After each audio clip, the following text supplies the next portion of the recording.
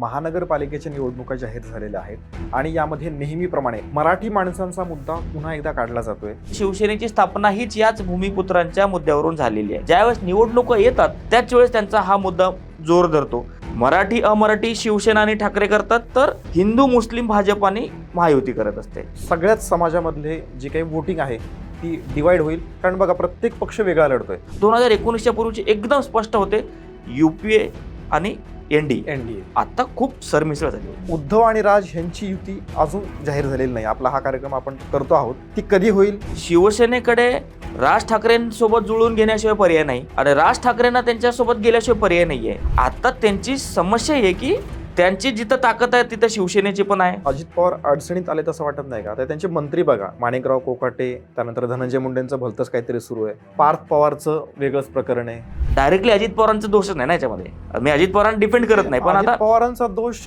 असायला हवा. मध्यंतरी मागे सुनील केदार यांचं एक प्रकरण झालं होतं, त्याच वेळेला खातं काढून घेण्यात आलं असतं, त्यांचा राजीनामा घेतला असता तर ही वेळ आलीच नसती. अजित पवारांबरोबर ती आम्ही आघाडी किंवा युती करणार नाही. देवेंद्र फडणवीसांची ती काहीतरी एक वेगळी खेळी असं वाटतं का? एकनाथ शिंदे सुद्धा वेगवेगळ्या कारणांनी अडचणीत असतात. भाजप कधीच वादात नसतो. 132 आमदार आहेत भाजपचे. सत्तेत असल्यामुळे त्याचा गैरफायदा घेतला जातोय बीजेपीकडून.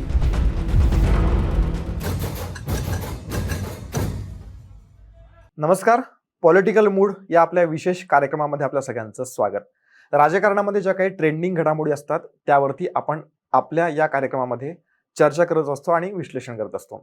सध्या राजकारणामध्ये एकच ट्रेंडिंग टॉपिक आहे, तो म्हणजे महानगरपालिकेच्या निवडणुका, आणि त्या अनुषंगाने काय काय होतंय हा आपला आजच्या कार्यक्रमाचा विषय आहे. चर्चा करण्यासाठी आहेत ॲडव्होकेट आणि राजकीय विश्लेषक शिवाजी जाधव.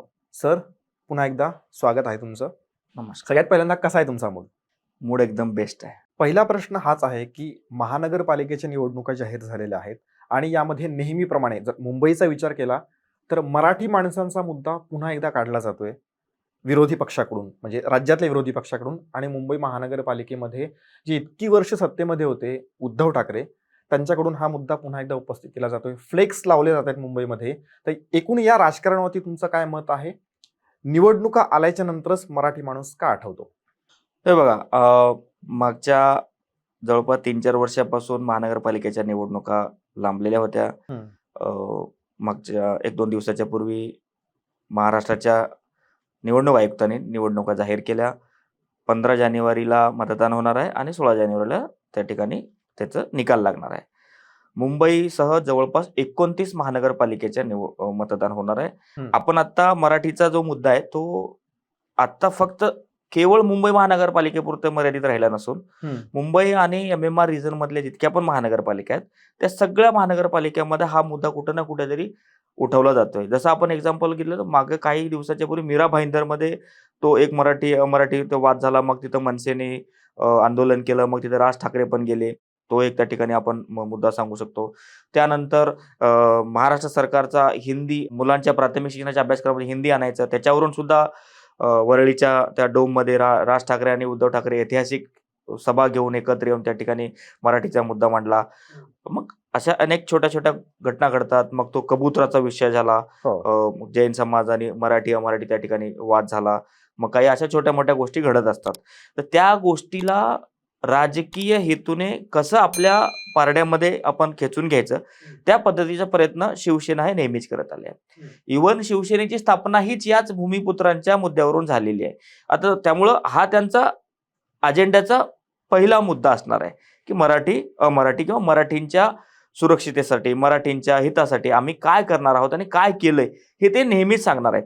पण काय होतं ना, हा जो त्यांचा मुद्दा आहे तो 12 महिने चालवत नाही किंवा तो 365 दिवस त्यांचा असतो. ज्यावेळेस निवडणुका येतात त्याच वेळेस त्यांचा हा मुद्दा जोर धरतो आणि यामुळे त्या मराठी जो काही मतदानाचा टक्का आहे त्या मराठी मतदारांना आपल्याकडे आकर्षित करण्यासाठी हा केलेला एक त्या ठिकाणी नरेटिव्हची स्ट्रॅटेजी आपण त्या ठिकाणी म्हणू शकतो. पण असं करताना ते काय करतात की मराठी माणसा जागा हो, ही तुझ्या शेवटची अस्तित्वाची लढाई आहे वगैरे वगैरे इमोशनल त्या ठिकाणी फ्लेक्स वगैरे पण लावले. फ्लेक्स पूर्ण मुंबईभर त्या ठिकाणी फ्लेक्स लावलेले आहेत. बरेच लोकांनी त्याच्यावरती भाजपचे लोक झाले किंवा सत्तेतले लोक, शिवसेनेचे लोक झाले, ते म्हणतात की निवडणूक आल्यावरच तुम्ही हे काय करता. भाजपच्या लोकांच्या ह्याच्यावर काउंटर असा असतो की आमच्याकडे मराठी नाहीत का, अमित साठवणे मराठी आहेत, आशिष शेलार मराठी आहेत, त्यांचे अनेक आमदार मराठी आहेत. आपण जर बघायला गेलं तर अतुल भातखळकर मराठी आहेत, राम कदम मराठी आहेत, शिंदेचे त्या ठिकाणी मराठीचे आमदार आहेत, शिंदेचे त्या ठिकाणी मराठीच्या नगरसेवक आहेत. भाजपचे जवळपास मागच्या वेळेस 82 नगरसेवक होते. बहुसंख्य नगरसेवक हे मराठीचे आहेत ना. त्यामुळं आम्ही कसं मराठीचे हित करते किंवा आम्ही कसे मराठीचे तारणार आहोत, हा शिवसेनेची जी स्ट्रॅटेजी प्रत्येक निवडणुकीला जी येत असते ती यावेळेस ती किती लोकांना पचनी पडेल हे बघावं लागणार आहे. आता त्या मुद्द्याला काउंटर करण्यासाठी भाजपकडून काउंटर येतो की नाही ना, तुम्ही मराठी मराठी म्हणता आणि मुस्लिमांना जवळ करता. विधानसभेमध्ये लोकसभेमध्ये मुसलमानांनी तुम्हाला मतदान केलं नसतं तर तुम्ही निवडून आले नसते. हा जो एक नरेटिव्ह आहे, मराठी अमराठी शिवसेना आणि ठाकरे करतात तर हिंदू मुस्लिम भाजप आणि महायुती करत असते. मराठी अमराठी करून मराठी लोकांना संघटित करण्याचं काम शिवसेनेचं करते, शिवसेना म्हणजे ठाकरे गट करतो. तर महायुतीचं काम आहे हिंदू मुस्लिम करून हिंदूंना संघटित करायचं. आता हिंदू ब्रॅकेट खूप मोठी आहे, मग हिंदूमध्ये मराठी पण आले, अमराठी पण आले. त्यामुळं हे दोन्हीकडून नरेटिव्ह काउंटर नरेटिव्ह चालू आहे. अजून एक मागच्या अनेक महिन्यांपासून ठाकरे ब्रँड यांचं महायुतीच्या विरोधामध्ये बोलण्यासाठी महाविकास आघाडी घटक पक्ष झाले किंवा ठाकरेंचे दोन्ही पक्षाचे नेते झाले किंवा ठाकरे इव्हन कधी ठाकरे सुद्धा म्हणतात हे ब्रँड आहे. तर त्याला काउंटर म्हणून भाजपने एक स्ट्रॅटेजी काढली. मुंबई भाजपने काल ट्विट केले की महाराष्ट्र असो की मुंबई, ब्रँड फक्त एक छत्रपती शिवाजी महाराज. म्हणजे त्यांनी छत्रपती शिवाजी महाराजांना आणलं की छत्रपती शिवाजी महाराजांपेक्षा मोठं ब्रँड इथं कोणच नाहीये. आणि ब्रँडची जर गोष्ट झाली तर मुख्यमंत्री झाले किंवा भाजपचे नेते झाले हे म्हणतात की बाळासाहेब ठाकरे हेच एकमेव ब्रँड होते, त्याच्यानंतर आता ब्रँड मोदीजी आहेत, दुसरे कोणीही ब्रँड या ठिकाणी होऊ शकत नाही. ही फक्त नरेटिव्ह काउंटर नरेटिव्हची लढाई आहे. सर्वसामान्य लोकांना हे किती मोठ्या प्रमाणामध्ये पचेल किंवा किती मोठ्या प्रमाणात लोक त्यांचा विरोध करतील हे येणारा काळ सांगेल. तर बीएमसी मध्ये हा प्रत्येक वेळेस मराठी मुद्दा येतो आणि प्रत्येक वेळेस त्या पद्धतीने निकाल लागलेले आहेत. पण यावेळेस परिस्थिती खूप वेगळी झाली. 2019 मध्ये ज्यावेळेस उद्धव ठाकरेंनी काँग्रेस आणि राष्ट्रवादी सोबत येऊन सरकार स्थापन केलं, त्यावेळेस पासून 2-2.5 वर्षानंतर एकनाथ शिंदेनी वेगळं त्या ठिकाणी चूल मांडली. मग त्यांनी स्वतःकडे पक्ष घेतलं, त्या ठिकाणी 41-42 आमदार घेतले. मग पुन्हा विधानसभेच्या निवडणुका झाले, त्यांच्याकडे इतके सगळे आमदार निवडून आले, काही ठिकाणचे नगरसेवक त्यांच्याकडे. शिवसेना एकसंघ असताना 17 मधले जर आपण घेतलं तर त्यांचे जवळपास 84 नगरसेवक होते. 84 नगरसेवकांपैकी बहुसंख्य जवळपास 50-55 नगरसेवक आता एकनाथ शिंदेकडे आहेत. उद्धव ठाकरेकडे मूळचे माजी नगरसेवक जवळपास 30-35 आहेत. तर हे सगळे समीकरण आता खूप महत्वाचे त्या ठिकाणी काम करणार आहे. विधानसभा आणि लोकसभेमध्ये मुस्लिम मतदारांनी शिवसेनेला मतदान केलं. आता काँग्रेस जर महाविकास आघाडीमध्ये नसली तर मुस्लिम मतदार कोणाला मतदान करतील? बरं, आपण काँग्रेसची ताकद पण त्या ठिकाणी कमी आहे असं डिनाय करू शकत नाही. कारण जवळपास काँग्रेस 1992 मध्ये 111 त्यांचे नगरसेवक होते, 97 मध्ये 49 होते, 2002 मध्ये 61 होते, 2007 मध्ये 71 होते, 2012 मध्ये 51 होते आणि 2017 मध्ये 31 त्यांचे नगरसेवक होते. 31 नगरसेवक हा आकडा खूप कमी नाही, पण त्यांना आपण पूर्णपणे निग्लेक्ट करू शकत नाहीये. त्यामुळे काँग्रेसची भूमिका, दोन्ही ठाकरेंची अजून युती झालेली नाहीये, त्याचं पुढं काय होईल, त्यांची जागांचे वाटप कसं होईल, मग शिवसेना आणि भाजपची युतीचं पण बोलणं सुरू आहे, मग कोणाला किती जागा मिळणार. असं वाटतंय का की यावेळेला मराठी मतदार हे सुद्धा विभागले जातील आणि जसे तुम्ही आता सांगितलं की मुस्लिम मतदार आणि इतर सगळ्याच समाजामधले जे काही वोटिंग आहे ती डिवाइड होईल? कारण बघा, प्रत्येक पक्ष वेगळा लढतोय. आता उद्धव आणि राज यांची युती अजून जाहीर झालेली नाही. आपला हा कार्यक्रम आपण करतो आहोत, पण तोपर्यंत ही जाहीर झालेली नाहीये. ती कधी होईल याच्याबद्दल काहीच माहिती नाहीये. त्यांचा जो सहकारी पक्ष आहे काँग्रेस, तो आता काहीतरी वंचित बरोबर लढणार आहे अशा बातम्या येत आहेत, अजून ते पण डिक्लेअर झालेलं नाहीये. आणि अजित पवार आणि शरद पवार हे एकत्र लढणार आहेत काही ठिकाणी अशा सुद्धा बातम्या येत आहेत. आणि त्यात परत अशी एक बातमी आली आहे की जर अजित पवार आणि शरद पवार एकत्र लढले तर आम्ही शरद पवारांबरोबर ती युती करणार नाही, असं उद्धव ठाकरे यांच्या शिवसेनेकडून एक वक्तव्य आलेलं आहे. काय एकूण या संदर्भामध्ये वाटतं? बघ, पहिले तर आपण बोलूया की ठाकरेंची युती झाली का नाहीये. तर जवळपास त्यांच्या एकमेकांच्या घरी जाणं, एकमेकांना भेटणं, वाढदिवसानिमित्त जाणं, त्या मराठीच्या मुद्द्यावर एकत्र येऊन भाषण करणं, अमित ठाकरे, उद्धव ठाकरे यांच्या कौटुंबिक समारोहामध्ये सगळे ठाकरे कुटुंब एकत्र जाणं, ह्याच्यावरून तर असं दिसतंय की त्यांचं मनोमिलन झालेलं आहे. आता शिवसेनेकडे राज ठाकरेंसोबत जुळून घेण्याशिवाय पर्याय नाही. शिवसेना म्हणजे विशेषतः ठाकरे गट आणि राज ठाकरेंना त्यांच्यासोबत गेल्याशिवाय पर्याय नाहीये. ते काय म्हणतात की ठीक आहे ना, आम्ही 19-20 वर्ष एकत्र नव्हतो, तर इतर पक्ष पण सत्तेसाठी एकत्र आले, तर तो आता त्यांच्याकडे तो फारसा काउंटर आता राहिलेला नाहीये. आता त्यांची समस्या आहे की त्यांची जिथं ताकद आहे तिथं शिवसेनेची पण आहे. विभागवार आपण वार्डवार जर विचार केला तर आता ते जागा वाटप ते कसं करतील ते महत्वाचं आहे. त्यांचं नेतृत्व कोण करतील हे तर राज ठाकरेंच्या मागच्या 1-2 ह्याच्यावरून समजलं की उद्धव ठाकरेच ह्या 2 युतीचं त्या ठिकाणी नेतृत्व करतील. ते माझे मुख्यमंत्री आहेत आणि त्या पद्धतीने त्यांनी राज ठाकरे प्रोटोकॉलमध्ये एकदम काय म्हणू आपण ते जाणकार आहेत आणि राज ठाकरेंनी ते मुख्यमंत्री असल्यामुळे त्यांना ते नेतृत्वाचं ऑलरेडी सगळ्यांनी ऍक्सेप्ट केलेलं सुद्धा आहे. राहिला प्रश्न काँग्रेसचा. जसं मी सांगितलं की काँग्रेसचं पण मुंबईमध्ये कमी आहे असं आपल्याला लेखता येणार नाही. कारण त्यांचे जर कमीत कमी परफॉर्मन्समध्ये त्यांचे 31 नगरसेवक आलेले, त्याच्या आधीच्या निवडणुकीमध्ये 52 नगरसेवक होते आणि त्यांचे अनेक वर्षे या ठिकाणी मुंबईमध्ये सत्ता राहिलेली आहे. तर त्यांना निग्लेक्ट करून किंवा त्यांना युतीमध्ये न घेऊन किंवा त्यांच्याशिवाय युती करून मराठी मतदार किंवा अमराठी मतदार शिवसेना आणि ठाकरे गटाच्या या युतीला किती स्वीकारतील हे येणारा काळच सांगेल. पण आता 2019च्या पूर्वीची परिस्थिती राहिलेली नाहीये. 2019च्या पूर्वीची एकदम स्पष्ट होते. युपीए आणि एनडीए करेक्ट. काँग्रेस, राष्ट्रवादी आणि शिवसेना, भाजप हे 2च विचार गटाचे लोक आता खूप सरमिसळ झाली, खूप एकमेकांमध्ये मिक्स झालेत. कोणी कोणाच्या विचाराच्या सोबत आहे, कोण कोणाच्या सोबत आहे. नेते सुद्धा आता सत्तेच्या पाठीमागं सत्ताधारी पक्षाच्या आश्रयाला गेलेले आहेत. तर सहज नाहीये. आपण मराठी मुद्दा हा केवळ मराठी मुद्द्यावरती निवडणुका जिंकणं, निवडणुका लढणं आत्ता सोपं राहिलेलं नाही. हे 19च्या आधी चालून गेलं. 19च्या आधी याच मुद्द्यावरती जवळपास 20-25 वर्षे मुंबईमध्ये शिवसेनेला एकसंघ शिवसेना त्यावेळची होती, त्यांनी त्या ठिकाणी सत्ता मिळवली. आता येणारा काळ सांगेल, कारण 19च्या पूर्वीची परिस्थिती आता राहिलेली नाही. काँग्रेस दुसरा एक प्रश्न होता आपला, सॉरी राहून गेलं. अजित पवारांची राष्ट्रवादी आहे आणि शरद पवारांची राष्ट्रवादी एकत्र येणार का? मुंबई आणि MMR मध्ये आपण त्यांचा विचार केला तर त्यांची फारशी ताकद नाहीये. MMR मध्ये आपण विचार केला किंवा आपण ठाणे जिल्ह्यामध्ये जर बघितलं, नवी मुंबईमध्ये त्यांची ताकद होती ती गणेश नाईक असल्यामुळे आता गणेश नाईक स्वतः पूर्ण डेरे दाखल झालेत भाजपमध्ये. त्यांचे जवळपास 57-58 नगरसेवक घेऊन ते भाजपमध्ये आले. त्यामुळं राष्ट्रवादीकडे असलेली महानगरपालिका पूर्ण भाजपकडे गेली.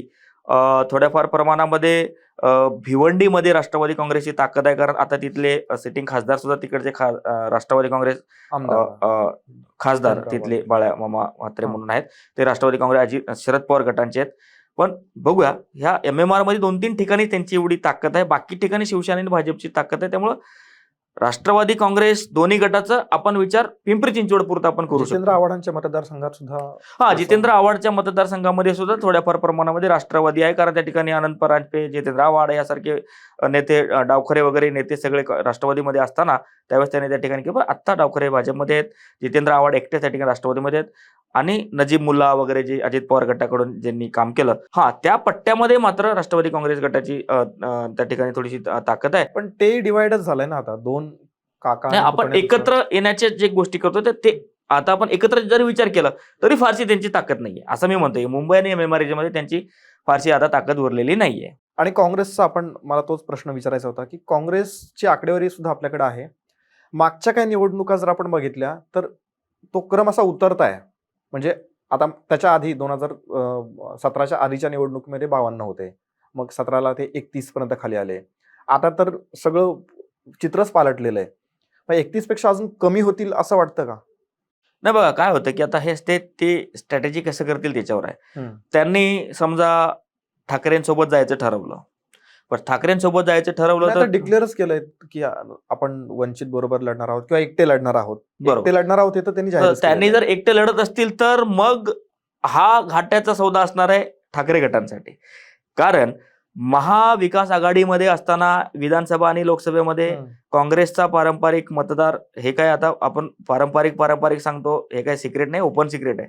काँग्रेसला जास्तीत जास्त प्रमाणामध्ये मतदान करणारा मतदार हा मुस्लिम मतदार आहे. तर तो मतदार काय विचार करणार आहे याच्यावरती ह्या दोन्ही पक्षाचं त्या ठिकाणी भविष्य ठरणार आहे.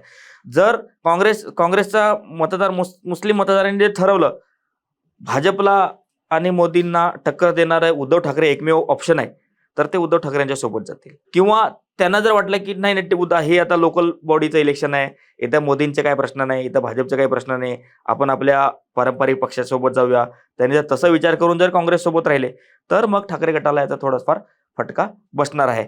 कारण मुस्लिम मतदार एकतर काँग्रेसला करेल किंवा ठाकरेला करेल. मराठी मतदार तुम्ही म्हटलं तसं डिवाइड पण झालं ना. मराठी मतदार भाजपला पण पडणार आहे. मराठी मतदार हा शिवसेना शिंदेच्या शिंदे गटाला शिवसेनेला पण पडणार आहे.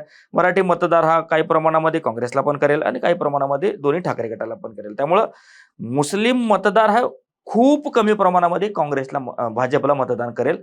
त्यामुळं ह्याचं डिवायडेशन नॉन मुस्लिम मतदारांचा डिवायडेशन मोठ्या प्रमाणात होणार आहे. पण मुस्लिम मतदार हा एक संघ आणि एक गटच पडणार आहे, कुठल्याही पक्षाला पडू दे. बीजेपीची थोडीशी एक नवीन स्ट्रॅटेजी लक्षात आली आहे यावेळेला. मुंबई महानगरपालिकेमध्ये असो किंवा आता पुणे आणि पिंपरी चिंचवड या ठिकाणी अजित पवारांबरोबर ती आम्ही आघाडी किंवा युती करणार नाही असं म्हटलंय भाजपने. आणि देवेंद्र फडणवीसांची ती काहीतरी एक वेगळी खेळी असं वाटतं का? बघा, ज्या दिवशी निवडणुका जाहीर झाल्या त्या दिवशी मुख्यमंत्री देवेंद्र फडणवीस पुण्यात होते. तर पुण्याचा ते कार्यक्रम संपल्यानंतर निवडणूक आयोगाची पत्रकार परिषद संपल्यानंतर पत्रकारांनी त्यांना प्रश्न विचारले की आता पुणे आणि पिंपरी चिंचवडमध्ये तुम्ही कसं निवडणुका लढणार. तर त्यावर मुख्यमंत्री देवेंद्र फडणवीस यांनी अतिशय स्मार्टली सांगितलं की बघा, पुणे आणि पिंपरी चिंचवडमध्ये आम्ही 1 नंबर आहे, दादा 2 नंबर आहेत. आम्ही 1 नंबर 2 नंबर जर एकमेकांच्या विरोधामध्ये जर आम्ही लढलो तर तिसऱ्याचा फायदा अधिक होणार आहे. म्हणून आम्ही दोघं एकमेकांच्या विरोधामध्ये लढू. लढती ह्या मैत्रीपूर्ण असतील, टोकाचे आम्ही विरोध करणार नाही असं त्या ठिकाणी बोललं. त्यामुळं त्याच्यानंतर लगेच थोड्या वेळानंतर अजित पवारांना पत्रकारांनी प्रश्न विचारला की मुख्यमंत्र्यांनी युती तुटल्याचं जाहीर केलं किंवा तुम्ही या ठिकाणी वेगळे लढणं असं सांगितलं. तर अजितदादांकडे पण याचं असं ठोक उत्तर नव्हतं की आपण रोख उत्तर नव्हतं. अजितदादा बोलले की हा ठीक आहे, मुख्यमंत्र्यांनी बोललं असेल तर चांगलं आहे, आम्ही विचार करू, आम्ही बसू, अशा पद्धतीने बोललं. तर याच्या मागच्या पण जर गणित जर बघितलं ना तर काय होईल, 2 नंबरला राष्ट्रवादी काँग्रेस आहे तिथे पिंपरी चिंचवड महानगरपालिकेमध्ये आणि पुणे महानगरपालिकेमध्ये. भाजप 1 नंबरला आहे. ह्या दोघांनी जर वेगळे लढले तर प्रत्येकाच्या कार्यकर्त्यांची संधी मिळेल, प्रत्येकाला आपापली ताकद दाखवायची संधी मिळेल. समजा ह्या दोन्ही पक्षापैकी कोणालाही जर बहुमत गाठता आलं नाही तर दोन्ही एकत्र येतील ना, कारण ते सरकारमध्ये एकत्र आहेत, महानगरपालिकेमध्ये एकत्र. त्यामुळे तिसऱ्याला तिथे एंट्रीच नाहीये. म्हणजे काहीही झालं तरी या दोघांपैकी कोणीतरी एक जण सत्तेमध्ये लढले, जरी लढले एकमेकाच्या विरोधामध्ये पण सत्तेत मात्र युतीच राहणार आहे असं त्या ठिकाणचं चित्र आहे. कारण आता आपण तिथं उघडच आहे ना की तिथं उघडच आहे. शिवसेना पण नाहीये तिथं फारसी, तिथं राष्ट्रवादी काँग्रेस, अजित पवारांचं शरद पवार एक प्राबल्य गट आणि पण नाही. BJP चं असं दोनच पक्षांचं प्राबल्य आहे. ते तर उघड सत्य आहे. तिथल्या लोकांनी मागच्या अनेक निवडणुकापासून हेच दाखवत आलेले आहे. राष्ट्रवादी काँग्रेसकडे याच्या आधी सत्ता होती, त्याच्यानंतर आता नुकतीच भाजपकडे सत्ता आहे. आता येणाऱ्या काळामध्ये दोघं एकमेकाच्या विरोधात लढतील आणि दोघं पुन्हा सत्तेमध्ये एकत्र येतील असं त्या ठिकाणी चित्र आहे.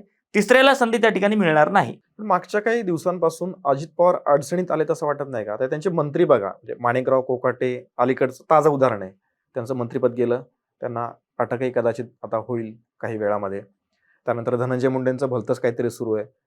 पार्थ पवारचं वेगळंच प्रकरण आहे, ते अजून पूर्ण झालेलं नाही. त्याच्या संदर्भात सुद्धा अंजली दमानी आणि मग तेच सामाजिक कार्यकर्ते त्यांच्या मागे लागलेले आहेत. बघा, अजित पवारांच्या 5वीला संघर्ष पुजलेला आहे. संघर्ष 5वीला पुजले असं म्हणूया. ते ज्यावेळेस उपमुख्यमंत्री होते, ज्यावेळेस अर्थमंत्री होते, त्यावेळेस त्यांची एकदम कॉन्ट्रोवर्शियल पण भ्रष्टाचारांविरोधातली त्यांची भूमिका ठोस वाटत नाहीये. नाही बघा, आता मी तेच तुम्हाला ते साखळी सांगतो की त्यांच्या मागचे संघर्षाची तुम्हाला एक किनार सांगतो की ते त्यांच्या मागे अडचणी कशा असतात. त्यांनी तो धरणाचा त्यांचा एक वक्तव्य झालं, त्याच्यानंतर पुन्हा त्यांच्या राष्ट्रवादीमध्ये फूट पडली, पुन्हा मग त्यांच्याकडे लोक गेले, पुन्हा त्यांना राजीनामा द्यावा लागला, पुन्हा त्यांना त्यांच्यावरती ईडीची कारवाई झाली. अशा अनेक संकटामागून संकट अजितदादांच्या पक्षाकडे किंवा अजितदादांच्यावर येत आले. रिसेंटली जर आपण बघायला गेलं तर अजित पवारांचे मंत्री राष्ट्रवादी कोट्यातून असलेले माणिकराव कोकाटे यांच्याकडनं आता मुख्यमंत्री देवेंद्र फडणवीस यांनी त्यांची खाते काढून घेतलीत. याचा अर्थ आता ते मंत्री नाहीयेत आणि त्यांचा राजीनामा घेतल्याच जमा आहे. तर त्यांचा केस आपण या ठिकाणी थोडासा बघूया की त्यांनी 1995 मध्ये शासकीय योजनेमधून किंवा शासकीय कोट्यातून जे काही घरं मिळणार होते कमी उत्पन्न गटातील लोकांना, त्याच्यामध्ये त्यांनी स्वतः आणि त्यांच्या भावाने आम्ही कमी उत्पन्न गटातले आहोत म्हणून खोटे कागदपत्र दाखवून त्या ठिकाणचे ते घरं मिळवून घेतलं. त्याच्या विरोधामध्ये तिथले माजी आमदार त्यांनी तो संघर्षाचा लढला. त्यांनी त्याच्यावरती खोट्या किंवा खोट्या कागदपत्रांची त्या ठिकाणी त्याच्यावरची केस केली, 420 IPC 420 वगैरे. तर त्या केसचा निकाल सेशन कोर्टनी लावला की त्यांना 2 वर्षाची शिक्षा ठोठावली होती की तुम्ही फॉर्जरी केली, तुम्ही खोटे डॉक्युमेंट दाखवले, तुम्ही सरकारी योजनेमधून घर लाटलं, या अर्थाचा ते निकाल होता. आता त्या निकालावरती जे माजी आमदार होते त्यांच्या मुलगी ॲडव्होकेट राठोड म्हणून आहेत, त्यांनी म्हटलं की आता कोकाटेंना अटक करा, त्यांच्यावर अटक वॉरंट इश्यू करा. मग माननीय सत्र न्यायालयाने त्यांच्यावरती अटक वॉरंट काढलं. अटक वॉरंट काढल्यानंतर पोलीस त्यांच्याकडे अटक करायला निघालेच सुद्धा, पण त्या दरम्यान कोकाटे यांनी माझी तब्येत खराब आहे म्हणून त्यांनी 4 दिवसाच्या त्या हिअरिंगला त्यांनी जाणं अपेक्षित होतं, पण ते गेले नाही. बघा काय असतं की आपण एखाद्या वेळेस राजकीय लोक आहोत, राजकीय नेते आहोत, तर आपण कुठल्या गोष्टीचा फायदा घेतो, काय घेतो, या ठिकाणी त्यांनी विचार केला पाहिजे. ते गरीब नसताना, त्यांच्या त्या ठिकाणी सगळं चालतं असताना, ते कारखान्यावरती त्यांचे सगळे नातेवाईक कारखान्यावरच्या बॉडीमध्ये होते, त्यावेळेस ते श्रीमंत होते, त्या गटामध्ये ते बसत नसताना त्यांनी खोटे डॉक्युमेंट करून त्या ठिकाणी घेतलं, त्याची त्यांना शिक्षा झाली. तर पब्लिक रिप्रेझेंटेटिव्ह ऍक्ट नुसार त्याच्यामध्ये असं आहे की लोकप्रतिनिधित्व कायद्यानुसार की 2 वर्ष किंवा 2 वर्षापेक्षा जास्त शिक्षा ज्यांना झाली त्यांना मंत्रिपदावर राहता येणार नाही, आमदारकी सुद्धा जाते. तसं आहे. तर त्या कारणासाठी म्हणून आता माणिकराव कोकाटेंकडे आता त्यांचं खातं ठेवलेलं नाहीये. 100% चुकीचं आहे. खोटे डॉक्युमेंट घेणं, सरकारी घरं लाटणं हे तर चुकीचीच गोष्ट आहे. आता त्यांनी धाव घेतली हायकोर्टामध्ये. तो जो 2 वर्षाचा जो शिक्षा आहे त्याला सत्र न्यायालयाने कंटिन्यू केलं. त्या निर्णयाला चॅलेंज देण्यासाठी माणिकराव कोकाटे हायकोर्टामध्ये धाव घेतली. आता हायकोर्टाचा काय निर्णय येणारा काळ ठरेल, पण माणिकराव कोकाटेंना अटक करणार हे आता निश्चित झालेलं आहे. जर हायकोर्टाने जर त्या शिक्षेवरती जर समजा एखादं ती शिक्षा कंटिन्यू केली किंवा ती शिक्षेला चुकीचं ठरवलं तरच त्यांची अटक या ठिकाणी चुकणार आहे. अदरवाईज माणिकराव कोकाटेंना अटक होणार आहे. तसंच पण याच्यामध्ये आता डायरेक्टली अजित पवारांचा दोषच नाही ना याच्यामध्ये. मी अजित पवारांना डिफेंड करत नाही, पण आता पवारांचा दोष असायला हवा. कारण आता बघा, मध्यंतरी मागे सुनील केदार यांचं एक प्रकरण झालं होतं आणि त्यावेळेला पक्षाने असो किंवा मग त्यांची आमदारकी सुद्धा रद्द झाली होती. काहीतरी त्यांना 2 वर्षापेक्षा जास्त शिक्षा सुनावण्यात आली आणि त्यानंतर ती कारवाई वेगात झाली.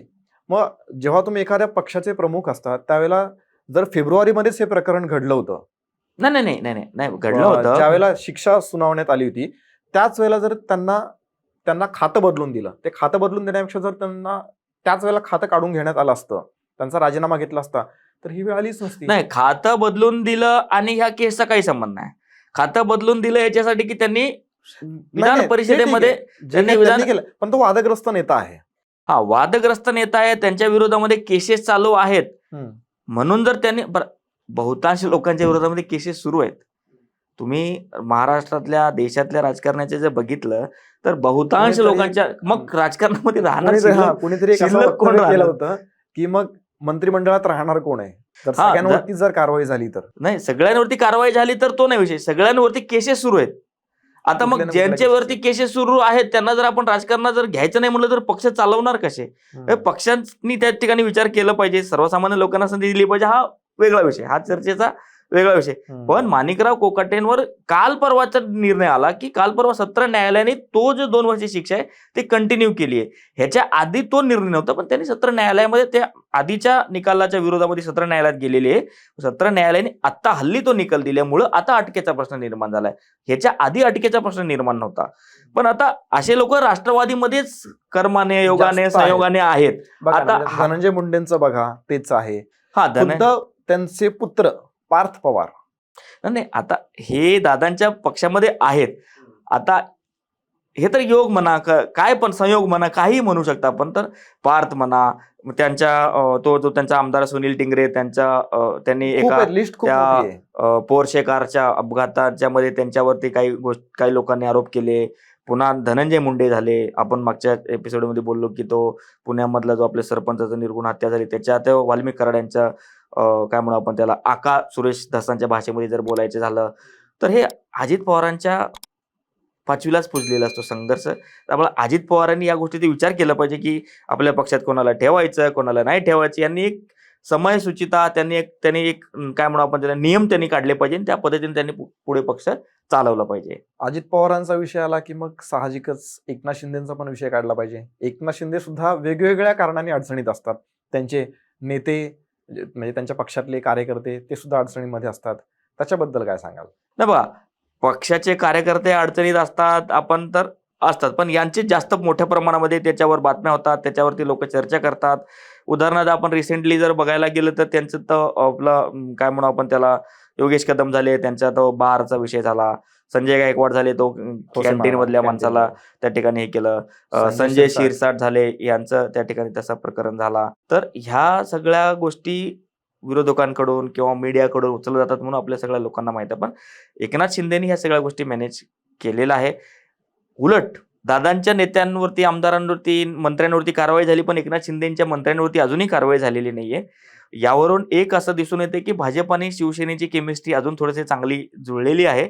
फक्त राष्ट्रवादी काँग्रेस, अजित पवार गट हे ऑडमॅन आउट झाल्यासारखं वाटतं, कारण ते स्वतः म्हणत असतात ना की आम्ही वेगळ्या विचाराचे आहोत, आमची युती प्रॅक्टिकल आहे, आणि शिवसेना आणि भाजपची युती ही इमोशनल आणि अनेक वर्षांपासूनची जुनी युती आहे असं ते म्हणतात. तर ते दिसतं सुद्धा की त्यांच्या एकमेकांच्या आचरणातून, एकमेकांच्या निर्णयामधून. 8-15 दिवसाच्या पूर्वीच नगरपालिका, नगरपंचायतीच्या निवडणुका होत्या, तर भाजप आणि शिवसेना एकमेकांच्या विरोधात तुफान त्या ठिकाणी प्रचार करत होते. पण नागपूर अधिवेशनाच्या नंतर सगळे सूत्र आता अतिशय चांगल्या पद्धतीने चाललेत असं दिसतंय. भाजपचे एकनाथ शिंदे झाले, मुख्यमंत्री देवेंद्र फडणवीस झाले, त्या ठिकाणी भाजपचे प्रदेशाध्यक्ष रवींद्र चव्हाण झाले, यांची त्या ठिकाणी मिटिंग झाली. केंद्रातून त्या ठिकाणी त्यांना काहीतरी सांगावं आलं. आता युतीमध्ये सगळं अलबेल आहे असं दिसतंय, पण दादांचं मात्र त्या ठिकाणी थोडंसं ऑडमॅन आउट झाल्यासारखे दिसते. तर जसं तुम्ही मगाशी म्हणालात की आता देवेंद्र फडणवीस साहेबांनी सांगितलं की आपण वेगळे लढणार, आता मग दादांनी पर्याय चाचपण्याचा प्रयत्न त्या ठिकाणी करतात. तर त्या ठिकाणी शरद पवारांची जी राष्ट्रवादी पुण्यामध्ये, शरद पवारांची राष्ट्रवादी पिंपरी चिंचवडमध्ये, यांना एकत्र येऊन लढण्याचा त्या ठिकाणी प्रयत्न केला जातो.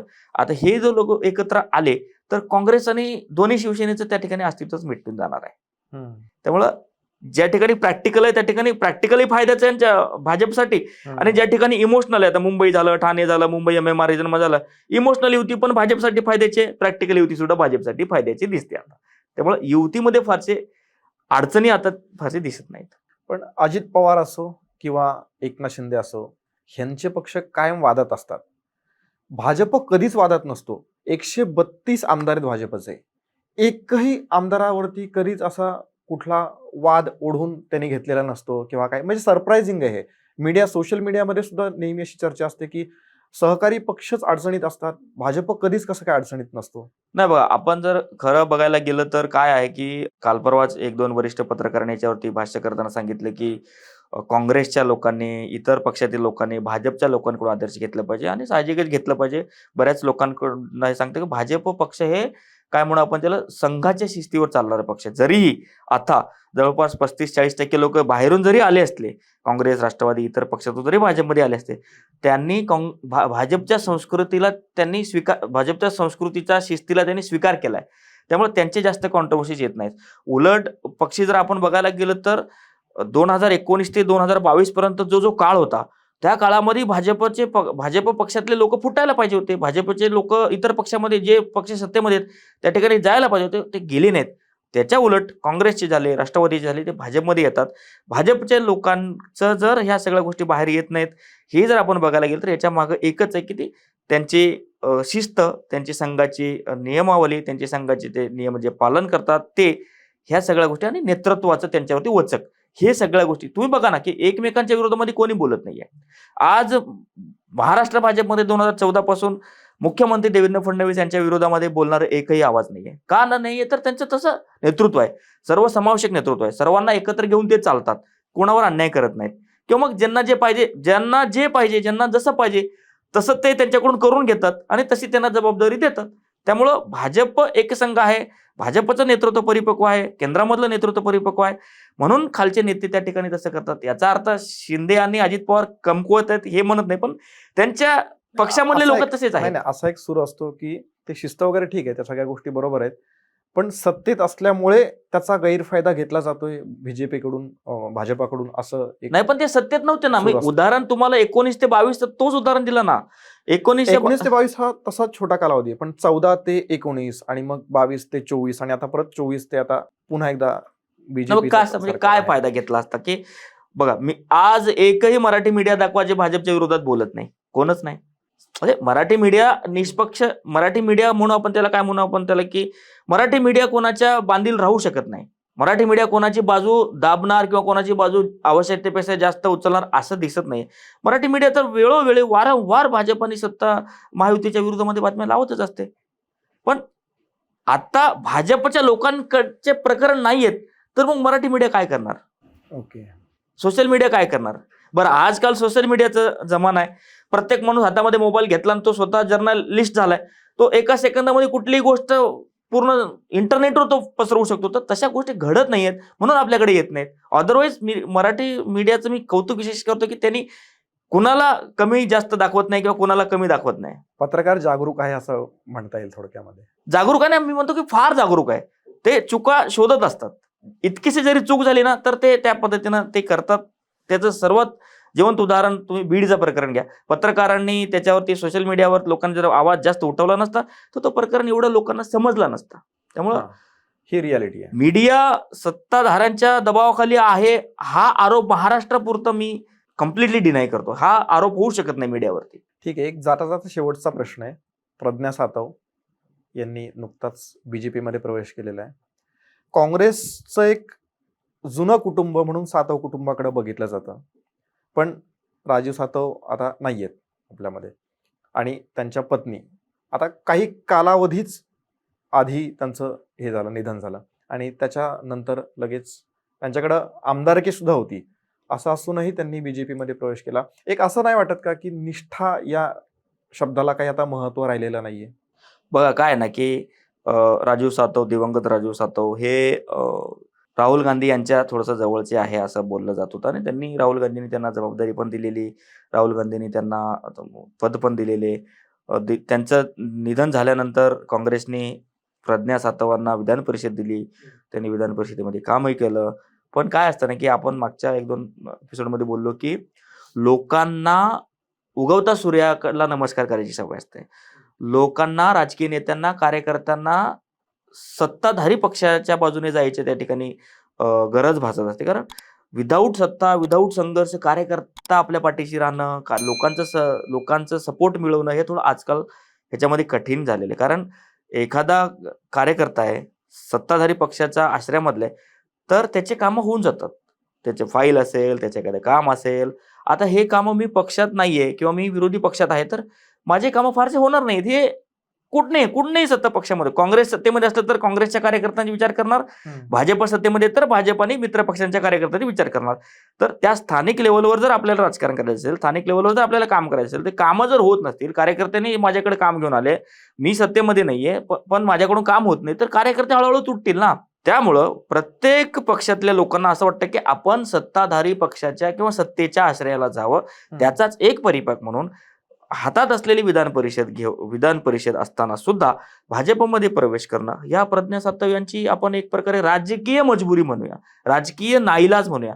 अशोक चव्हाण सारखे दिग्गज नेते, काँग्रेसचे बरेच मोठे विखे पाटील झाले, अनेक नेते, कुणाल पाटील, अनेक नेते भाजपमध्ये येत आहेत कारण त्यांना सत्तेचा लाभ घ्यायचे, सत्तेच्या आश्रयाला राहून त्यांची कामं करून घ्यायची. तर ते काम कोणाला नको वाटतं. राहिला प्रश्न, मी काँग्रेसमध्ये राहून ज्या सगळ्या गोष्टी करू तर शक्य दिसत नाहीये. काँग्रेसचं स्वतःचं भवितव्य आता लोकांना, स्वतः अशोक चव्हाणांनी सांगितलं की आता काँग्रेसचं भवितव्यच लोकांना म्हणजे चांगलं दिसत नाहीये, काँग्रेसचं भविष्य चांगलं दिसत नाहीये. त्यामुळे मग आता काँग्रेसमध्ये राहून आपला किती राजकीय फायदा होणार, किती राजकीय ग्रोथ होणार, हा सगळं माणूस विचार करतोय. तुम्ही बघा ना, 2014 पासून देशामध्ये सुद्धा काँग्रेसची त्या ठिकाणी 2014 पासून परिस्थिती खराब झाली, तर महाराष्ट्रामध्ये तर परिस्थिती खराबच लागली. बघा ना, एकेकाळी महाराष्ट्रावर राज्य करणाऱ्या पक्षाचे आता 16 आमदार आहेत. तर ही अत्यंत दयनीय अवस्था आहे. त्या दयनीय अवस्थेमध्ये काँग्रेसमध्ये राहणं, प्रत्येक नेते राहणं हे काही आता राहिलेलं नाही. जसं मी विनोदामध्ये म्हणतो की राजकारणामध्ये निष्ठा आणि पत्रकारितेमध्ये निष्पक्षता आता काय फारशी राहिलेली नाहीये. असं पण एक प्रथाच झाली आहे की सत्ताधाऱ्यांच्या आश्रयाला जाण्याची या ठिकाणी राजकीय नेते आणि कार्यकर्ते प्रयत्न करत असतात. नक्की काँग्रेस या सगळ्यामधून काहीतरी धडा घेईल असं आपण फक्त अपेक्षाच करू शकतो. येत्या काळामध्ये अजून काँग्रेसची पडझड होऊ नये याकरता काँग्रेसला त्यांच्या कार्यपद्धतीमध्ये खरंच सिरियसली बदल करण्याची गरज आहे. एकूणच महानगरपालिका आणि त्या अनुषंगाने जे काही राजकारण सध्या घडतंय त्याबद्दल सविस्तर विश्लेषण केलं, त्याबद्दल आभार. आजच्या पॉलिटिकल मूडच्या या कार्यक्रमामध्ये आपण इथेच थांबणार आहोत. पण नेहमीची आठवण, तुम्हाला आमचे व्हिडिओ आवडत असतील तर लाईक करा, शेअर करा आणि चॅनलला नक्की सबस्क्राईब करा. या व्हिडिओमध्ये इतकंच. जय हिंद, जय महाराष्ट्र.